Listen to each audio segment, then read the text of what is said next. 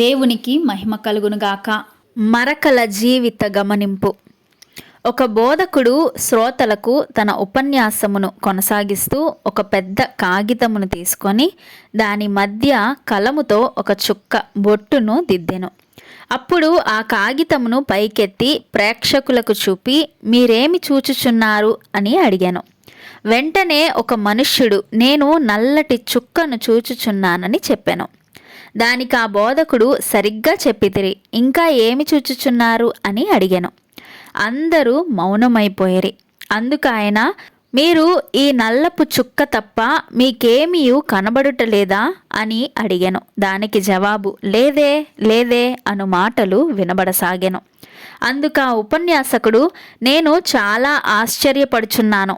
అదేమనగా, అన్నిటికంటే అతి ప్రాముఖ్యమైన ఒక దానిని మీరు గమనించలేకపోతిరి. అది ఈ తెల్ల కాగితము అని చెప్పాను. అప్పుడు ఆయన దాన్ని అన్వయించి ఒక పాఠమును బోధించెను. జీవితంలో మనము తరచూ ఎదుర్కొను చిన్న చిన్న నిరాశలు, శోధన, కష్ట నష్టాలనే మనము గమనించుదుము. కానీ దేవుడిచ్చు అసంఖ్యాక దీవెనలను గమనించక మర్చిపోచున్నాము. జీవితమందు మనకు తారసపడిన తాత్కాలిక అల్ప శ్రమలు, శోధనలనే తరచు తలంచుదుమే గాని దేవుడిచ్చు అత్యధిక ఆశీర్వాదములను ఈ తెల్ల కాగితమును గమనింపలేనట్లుగానే గమనించలేకపోచున్నాము. అల్పమైన జీవిత శోధనలపై మన మనస్సులను కేంద్రీకరింపక అత్యధికమైన ఆయన దీవెనలపై మనస్సులను కేంద్రీకరించవలసి ఉన్నాము.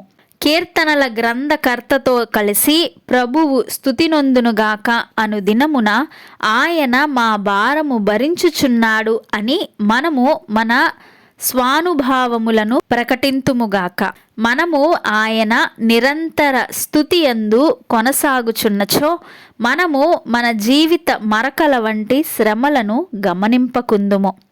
శోధన బాధలను కాక ఆయన శాశ్వత దీవెనలనే గమనించి స్తుతించుచుండుము.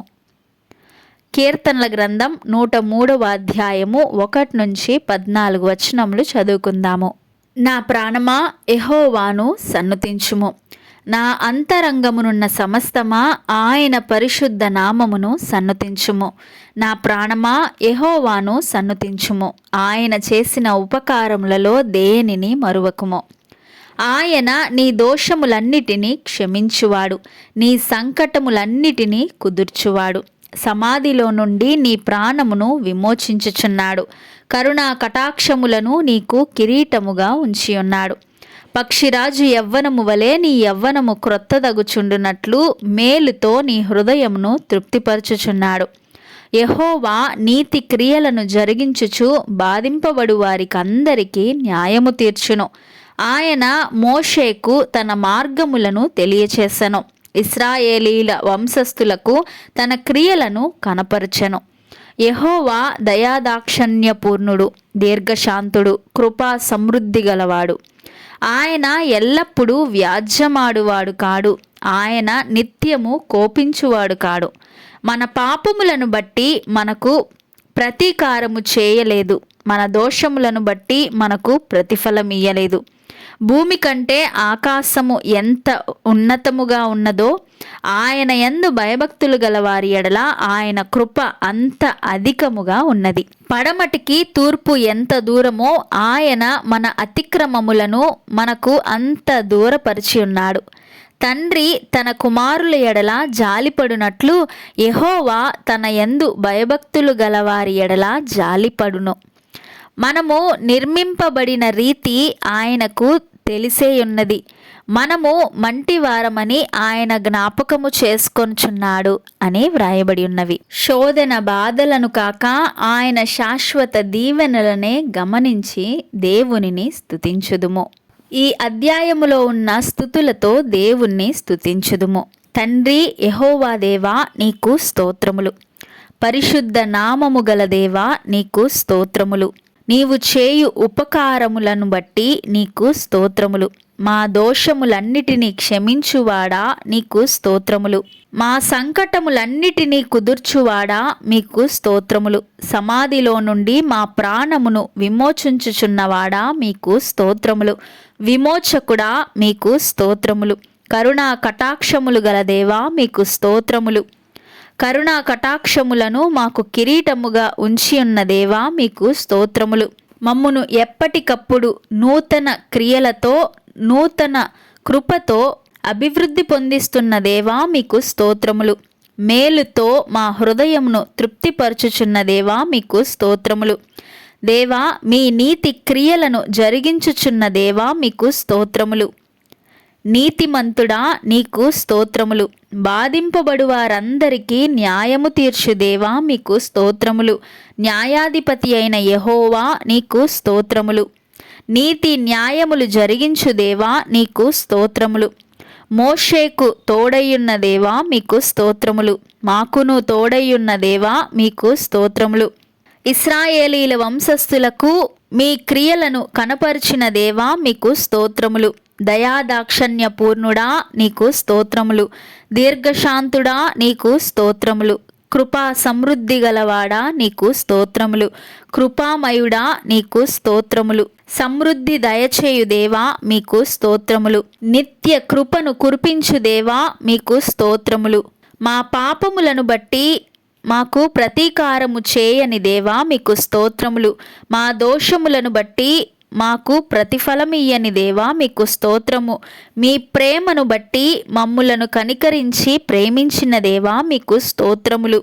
మీ కృపను బట్టి మమ్మును ఆశీర్వదించుచున్న దేవా మీకు స్తోత్రములు.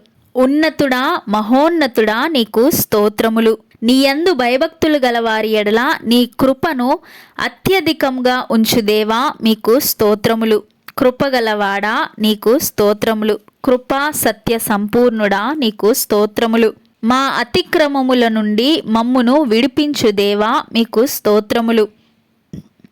తండ్రి తన కుమారుల ఎడల జాలిపడునట్లుగా మా ఎడల మీ జాలిని కనపరుచుచున్న దేవా మీకు స్తోత్రములు. నీ యందు భయభక్తులు గలవారి ఎడల కృప చూపించు దేవా నీకు స్తోత్రములు. మమ్మును నిర్మించిన వాడా మీకు స్తోత్రములు. మమ్మును మేము నిర్మింపబడిన రీతి ఎరిగిన దేవా నీకు స్తోత్రములు. సర్వజ్ఞాని నీకు స్తోత్రములు.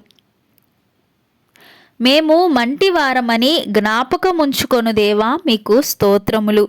అపవాది నుండి శ్రమల నుండి శోధనల నుండి మమ్మును విడిపించుచున్న దేవా మీకు స్తోత్రములు. మా అవిధేయతలను మన్నించుచున్న దేవా మీకు స్తోత్రములు. మమ్మును విమోచించుచున్న దేవా మీకు స్తోత్రములు. మమ్మును కరుణించు దేవా మీకు స్తోత్రములు. కరుణా సంపన్నుడా మీకు స్తోత్రములు. శోధన బాధలను కాక మీ శాశ్వత కృపను శాశ్వత దీవెనలనే గమనించుచు మిమ్మును స్తుతించు వారముగా మేముండునట్లు మమ్మును దీవించు దేవా. మీ నామమును హెచ్చిస్తూ ఈ కొద్దిపాటి స్తుతి ఆరాధన మీ పాద సన్నిధిన చేరుస్తున్నాము. సకల మహిమ ఘనత ప్రభావములు నీకే ఆరోపిస్తూ యేసు అతి పరిశుద్ధ నామమున అడిగి వేడుకొని వినయముతో సమర్పించుచున్నాము తండ్రి. ఆమెన్.